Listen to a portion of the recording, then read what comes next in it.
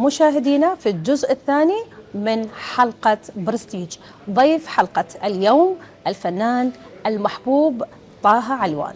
أهلا وسهلا بك مرة أخرى، نورتنا في هذا اليوم. الله يسلمك. الله يخليك. بداية الحوار في العراق، هل تقدم الدراما هموم الناس الحقيقية أم كلها خيالات وأوهام؟ كثيرة هي الحقائق التي تقدم بالدرامات العراقية، لكن هي بحاجة إلى أن تستمر وتحاكي هموم المجتمع العراقي، لأن المجتمع العراقي كبير وكبير بجزئياته وقصصه، وإحنا في كل فترة هناك موضوع جديد يكون تحديث في مواضيع المجتمع العراقي. نعم. لذلك المجتمع العراقي بحاجة، يعني دخل لنا مع كل الأسف في الفترات الأخيرة قضية الاتجار بالممنوعات والمخدرات، وهذه كلها حديثة على المجتمع العراقي. نعم. وكلها قصص. نعم، يومين نسمع قصة جديدة بسبب ومآسيها كلها قصص. نعم. يعني كثير من العوائل انتهت، تعبت، لأنه رب العائلة اتجه اتجاهات مو صحيحة وانسجن، والأبناء كذلك. العائلة تفككت، راحت. هذا يخلينا أمام دراما حقيقية. نعم. أحيانا الدراما تكون ما يشوف المشاهد، ما بيحب بعد ينقل. نعم. أكيد لازم أنطيه هذه الدراما بشكل بسيط، ندخله مو أقحمه هذا الموضوع، لا، خليه يشوف ويعرف هو شنو الحلول. نعم أكيد نصائح وياها وين الحل؟ تقدم. أنا لا يمكن أنه من خلال عمل واحد أغير سلوك مجتمع، لا يمكن، لكن أبدي أحكي عن هموم هذا المجتمع، عسى بالسلبيات والإيجابيات كل شيء. نعم. عسى أنه هذا المجتمع حتى في المدارس، نعم، طبعا مع الأسف يكون قدوة أو يتعلم من خلال هاي القصص. رسالة إلى المدارس، مدارسنا. نعم. وزارة التربية، يعني كثيرة المدارس العراقية اللي هسه، ومع الأسف ما أعرف أنا شلون التوجه ده يصير. الصف الواحد به 50 أو 60 طالب، طيب هذا الجيل ايش راح يفتح؟ زي هذا الجيل شلون يقعد بصف وهذا الصف تعبان؟ مشاكل كثيرة، تعبان، يريد يوقع، الحائط مالته يريد يوقع. ذاك اليوم أنا فتت شباك واقع على معلمة شاق راسه. صح. شنو هذه مسؤولية الدولة، كيف تهتم لذلك الدراما لا تختلف عن، هي هاي كلها هموم مجتمع. نعم أكيد. وهذا المجتمع يعني احنا أجزاء من عنده، شلون نقدر نشوف هاي الهموم نبحثها، بس من نبحثها لازم تصير لها نتائج. يعني لازم الدولة تاخذ هذه على محمل الجد وتبحثها من خلال البرلمان، من خلال مجلس الوزراء، من خلال الخطة التطويرية، من خلال وزارة التخطيط، حتى يقدرون يطلعون بأشياء مفيدة لهذا المجتمع اللي عانى ما عانى وما زال يعاني. شو وقت يرتاح هذا المواطن العراقي؟ أنا ما أريد أقحم الدولة بأشياء كثيرة، وهي عندها، احنا دائما نقول الشج كبير الربع صغير. استاذ طه، الفن هو ناقد للمجتمع ام رسالة جمالية؟ رسالة جمالية وناقد للمجتمع، الاثنين. بس شلون اقدر اغير بالمجتمع من خلال هذه المفردتين؟ شلون اغير من خلال الطرح ما اقدمه، وهذا التقديم اذا ما كان بالمستوى راح ينركن وما ينشاف. نعم. يعني هسه احنا ريمونت ادوسه اروح على غير قناه، وبعد يعني هجرتها لهذه القناه، ايش قد ما تقدم من اعمال ما راح اشوف، وراح تكون مشاهداتها قليله. وهسه المشاهد حتى القنوات بدا يتركها، قام يشوفها البرامج بالموبايل اكثر، بالمنصات. نعم.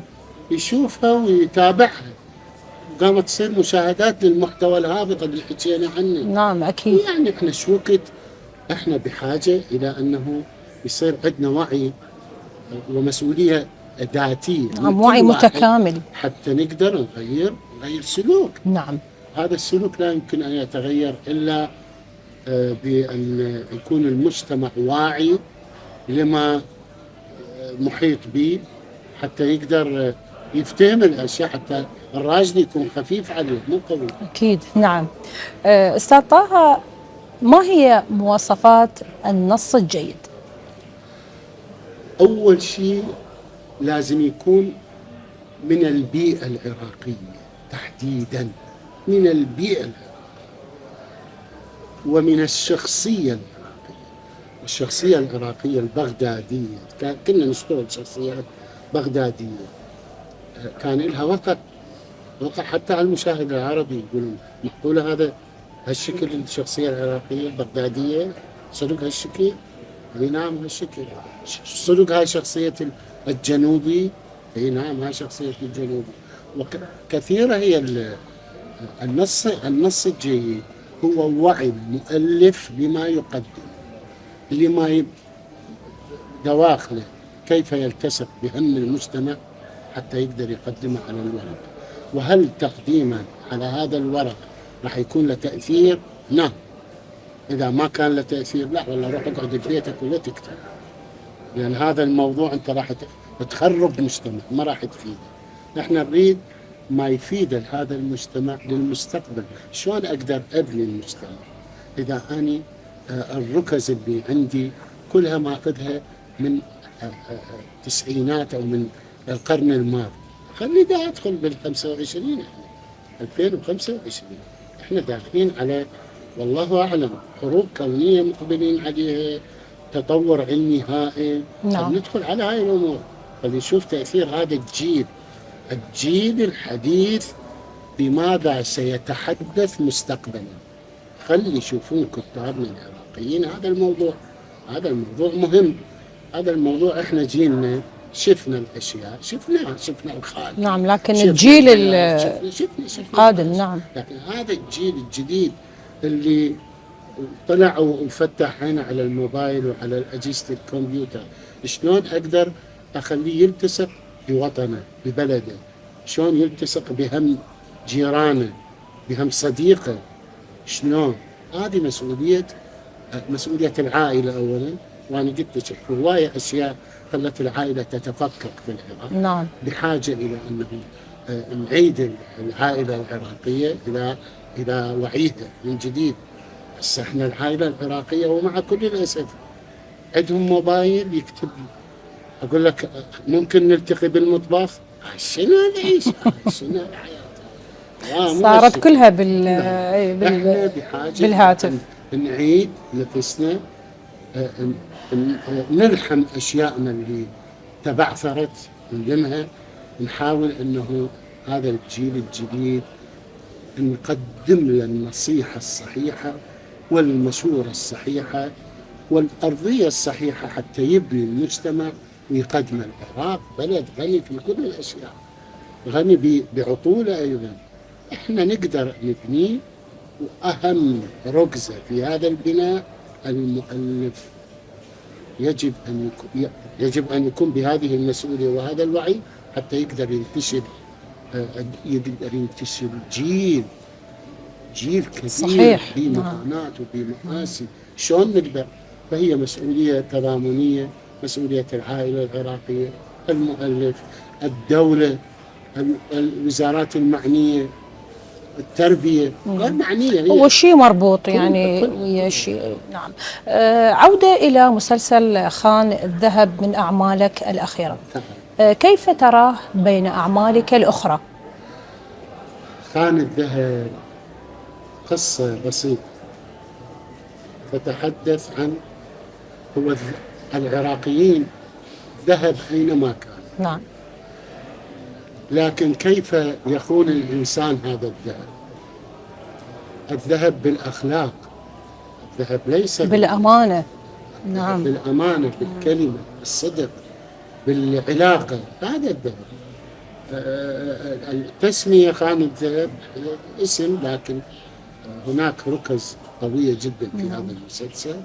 انطانا العائلة العراقية وكيف نبحث مع هذه العائلة العراقية بصراعاتها هذا الجيل الجديد مشاكلها اللي هواي تحدثنا المسلسلة. عنه. نعم.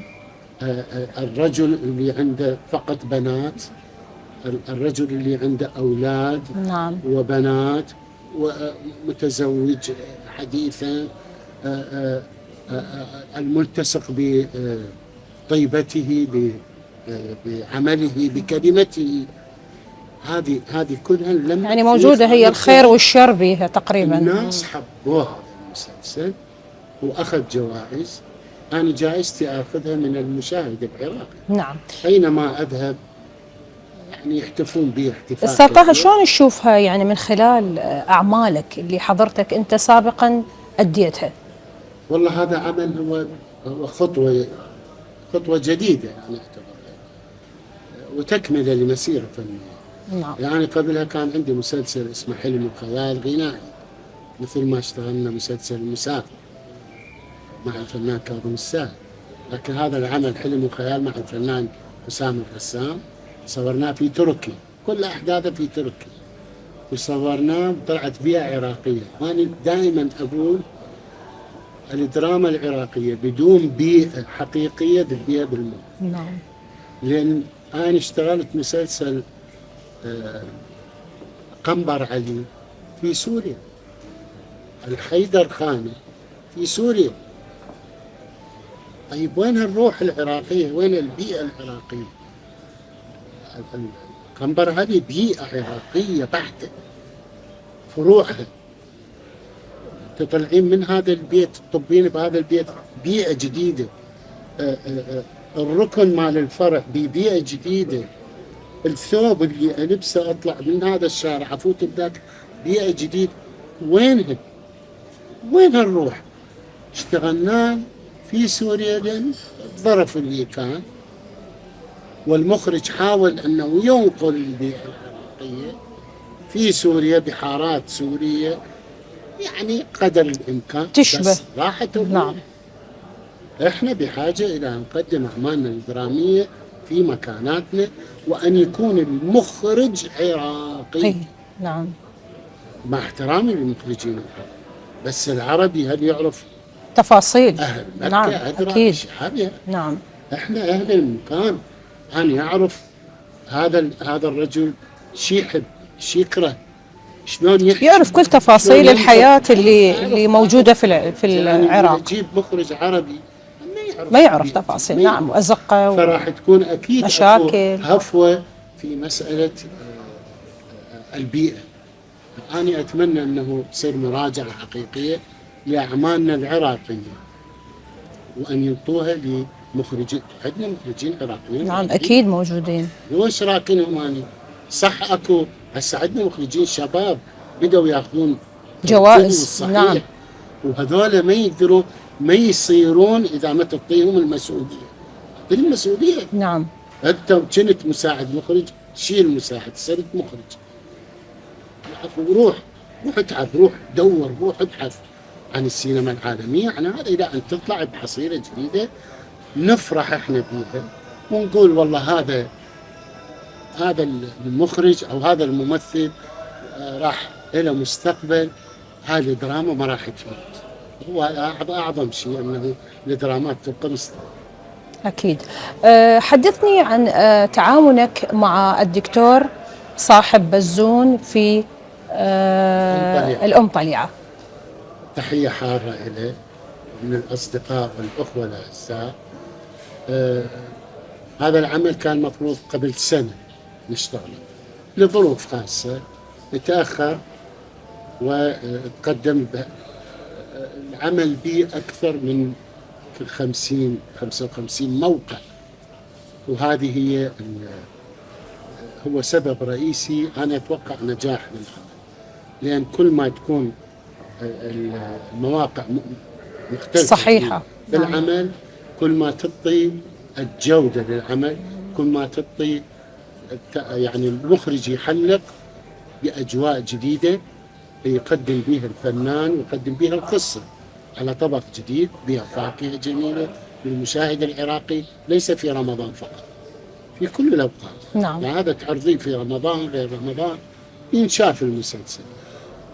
بي من الفنانين يعني ما أعرف أنا دكتور صاحب شلون قدر يقنع فنانين كبار رواد من أستاذ سالم قفطان إلى الست سمر محمد، إلى دكتور عواطف نعيم، إلى أستاذ ثامر الشطري، إلى دكتورة سهى سالم البطلة يحيى حارة، لهم كلهم، إلى دكتور حيدر منعثر. قدر يجمعهم قسم من الممثلين عندهم حلقتين في المسلسل كله، حلقتين فقط، يبدي المسلسل تنتهي أحداثهم، يبدي المسلسل 22 حلقة بأحداث جديدة بمواقع جديدة، والأحداث دي كلها تنتهي.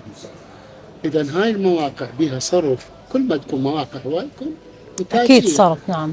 بس هو ما بخل الرجل حقيقة، يعني أهنيه على تعبه، على صبر، لأن هذه الأعمال تكون بها جهد كبير من كل الكادر، من مدير التصوير أستاذ نهاد عز الدين كان رائع هو مجموعته، إلى مدير الإنتاج، إلى أبو المكياج، الكل كانوا آلية رائعة جدا. احنا فاصل ونرجع إن شاء الله. مشاهدينا الكرام، فاصل وراجع لكم.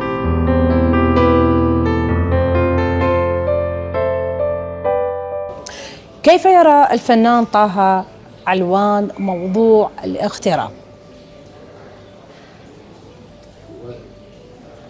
يعني الحمد لله انه الله يسر لي في الغربه ان التقي بناس ساعدوني، ما حسسوني بالغربه. يعني في مكان كان بيه اكثر من 100,000 صابي صبر، شلون جيت المكان ما بس هو قدر الحق. وجيت في مكان ايضا بيه من الاخوه المسيحيين، من الارمن، ما أعرف حظي. نعم. ولحد الآن يخابروني وخابرهم، يسألون علي، ومن يشوفوني يأخذوني لبيوتهم، أحضر إلى حفلاتهم، إلى أحزانهم، وما زالوا.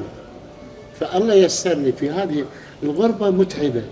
متعبة إنه أحيانا تتكسر هذه الغربة من تكونين في بيئة عراقية، نفس بيئتك، نفس اللهجة، نفس الكلام، ما تحسين بها. نعم. لكن إذا ما موجودة هاي الأشياء لا تحسين بغربة. أكيد. غربة تكون متعبة. نعم. فالحمد لله الله يسر لي فيها.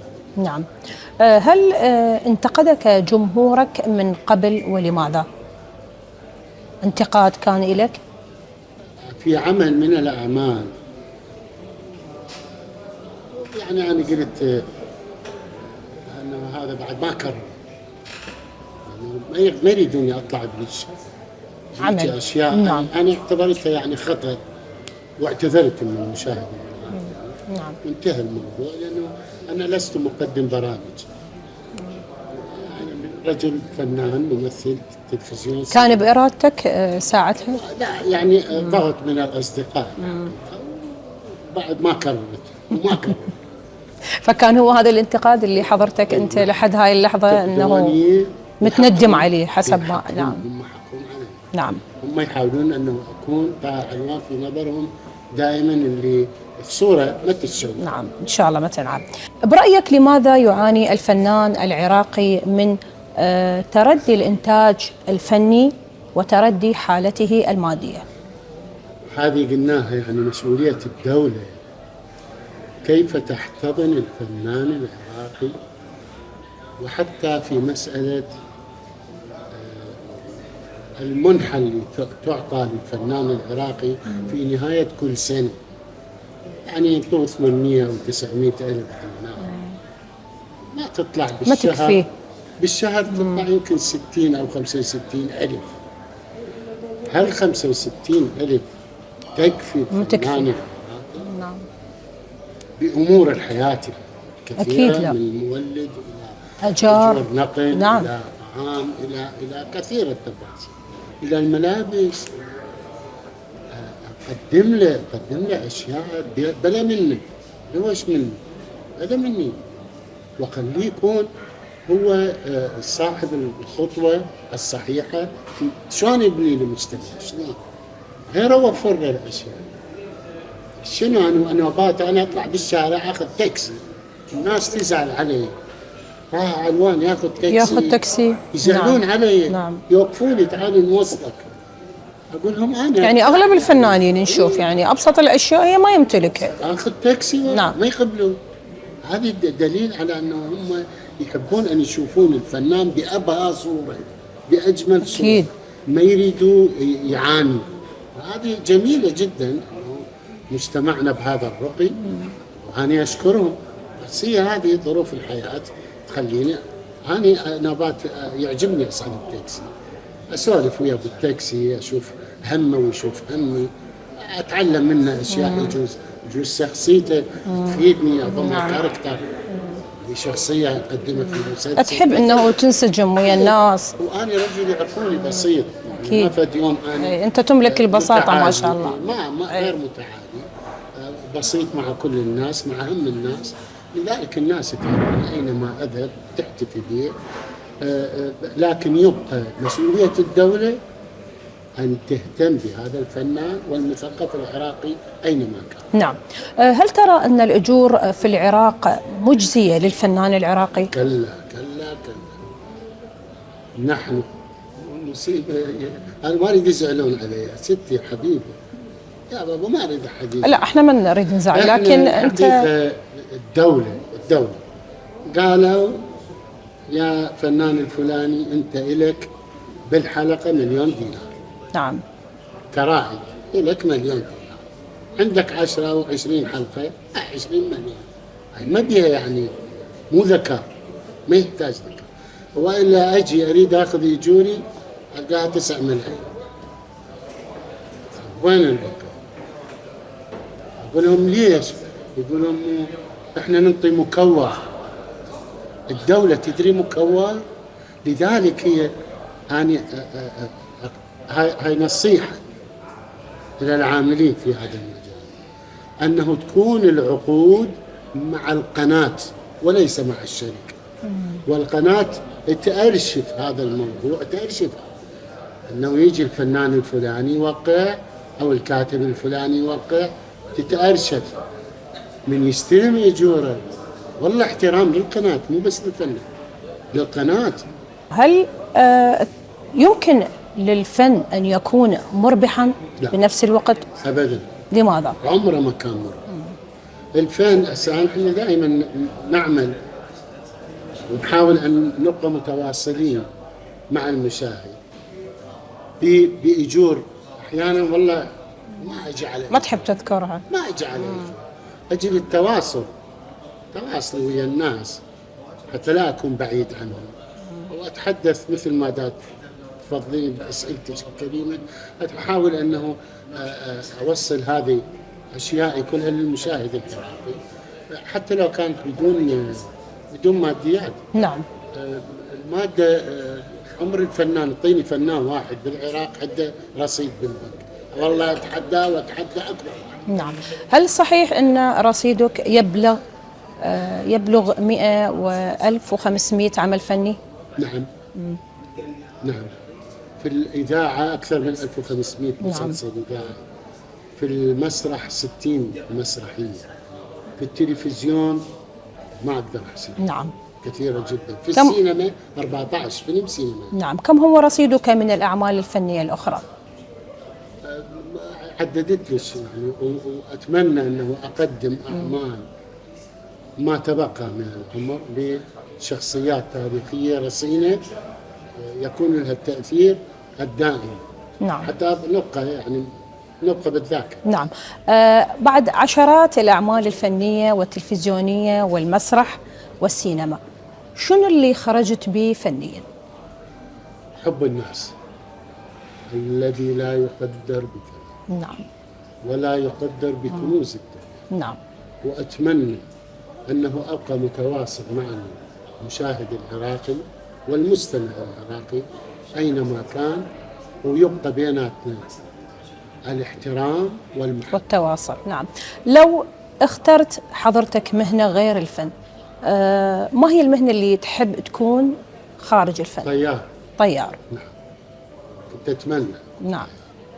بس ما تحققت الأمنية؟ لا. يعني أخذني الفن والمسرح سريعا. نعم. يسميك محبوك أبو وسام، هل هذا الحب أرث حب الفن لأبنائك؟ والله يعني عائلتي شوية خسرتني في مجال أنه أكون دائما معاهم. نعم. وقتي كله كان أكيد. نعم. فأعتذر منهم أنه كنت بعيد عنهم في فترات، وكانت تقول على أم وسام الله يعطيها الصحة إن شاء الله في الصحة تربية والعافية. الأولاد وفي نشأتهم، واستشهدوا لأولاد، وقال الحمد لله الله على يرحمهم. كل حال. نعم أتمنى لها السلامة إن شاء الله. الحمد لله. يعني وضعي هو كان بهالشكل، الله قاسم. الحمد لله. خارج نطاق الفن، ما هي اهتماماتك الأخرى؟ كرة هل لديك القدم. مهنة أخرى أو هواية مغايرة للفن؟ أبدا. نعم. أنا أحب كرة القدم، أحب أشاهد ومو متعصب. أحب اللعبة الجميلة. يعني يقولوا لي أنت شو تحب يا فريق؟ أقول لهم برشلونة. حلو. أنت من مشجع برشلونة؟ أي. أنت شو تحب من الفرق العراقية؟ طلبة. ليش؟ عنيق. حلو. نعم. ومع احترامي لكل الفرق العراقية. نعم. بس أحب كرة القدم لأن بيها غيرة، بيها يعني لعبة جماعية. نعم. كلمة أخيرة تحب اليوم حضرتك توجهها من خلال برنامج البرستيج لكل المشاهدين ومحبي الفنان طه علوان؟ أولا أنا أشكرك، أشكرك أني. وأشكر السيد المخرج وولدي خلف الكاميرات ومشاهدي السريانية العراقية وكل مشاهدي السريانية. أنا فرحان أنه قدرت أتواصل وياكم وأقدم لكم أشياء يمكن ما حاكيها قبل. احنا لنا الشرف أن تكون اليوم من ضمن حلقتنا. جداً، وأنه إن شاء الله يتمتعون بحلقة جميلة. برستيج الفنان طه علوان، ما هو برستيجك؟ الهدوء، الطيبة، السماح، هذا أهم ما يميز. نعم. احنا نشكرك هواي ولوجودك اليوم في البرنامج. نتمنى لك حياة سعيدة وهادئة. شكرا جزيلا. شكرا لك. شكرا لبرستيج. شكرا لك. مشاهدينا الكرام،